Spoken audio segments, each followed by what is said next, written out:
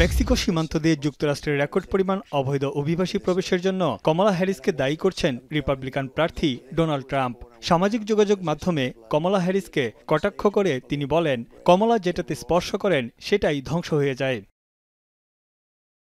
জবাবে উইসকনসিনের নির্বাচনী সমাবেশে ট্রাম্পের বিরুদ্ধে আক্রমণাত্মক হয়ে ওঠেন ডেমোক্রেট দলের সম্ভাব্য প্রেসিডেন্ট প্রার্থী কমলা হ্যারিস। ৩,০০০ জনতার সামনে ট্রাম্পকে প্রতারক ও অপরাধী বলে উল্লেখ করেন তিনি। ১৭ মিনিটের বক্তৃতায় ট্রাম্পের নানা অপরাধের বর্ণনা তুলে ধরেন। তিনি বলেন, ট্রাম্প ক্ষমতায় এলে যুক্তরাষ্ট্র আরও পিছিয়ে যাবে। I took on perpetrators of all kinds. Predators who abused women, fraudsters who ripped off consumers, cheaters who broke the rules for their own gain. So hear me when I say, I know Donald Trump's type. Biden সরে দাঁড়ানোর পর ডেমোক্রেটদের পছন্দের প্রার্থী এখন কমলা Harris. একদিনের ব্যবধানে প্রচারের জন্য তহবিল সংগ্রহ করেছেন ১০০ কোটি মার্কিন ডলারের বেশি।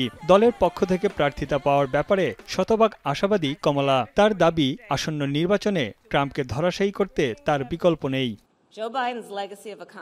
এদিকে ডেমোক্রেট দলের সমর্থকেরা কমলা হ্যারিসের প্রশংসায় পঞ্চমুখ। তাদের মতে, ট্রাম্পকে একমাত্র কমলা হ্যারিসই আটকাতে পারবেন। তার প্রতি পূর্ণ আস্থা আছে তাদের।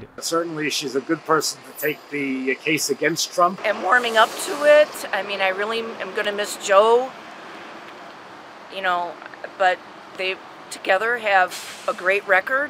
First of all, she can take down Trump in a heartbeat. She can eviscerate him with her words.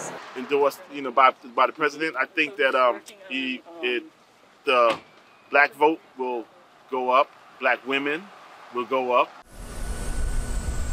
প্রায় এক সপ্তাহের কোয়ারেন্টাইন শেষে নিজ বাড়ি ডেলাওয়্যার থেকে ওয়াশিংটনে ফিরলেন মার্কিন প্রেসিডেন্ট জো বাইডেন। তার শরীরে করোনার কোনো লক্ষণ নেই বলে নিশ্চিত করেছেন চিকিৎসকরা।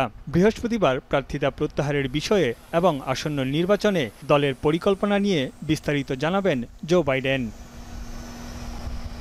তানভীর জনি, এখন বিশ্ব। শিয়া বাটার ও ভিটামিন ই সমৃদ্ধ lily glam beauty soap. Lily, always beautiful.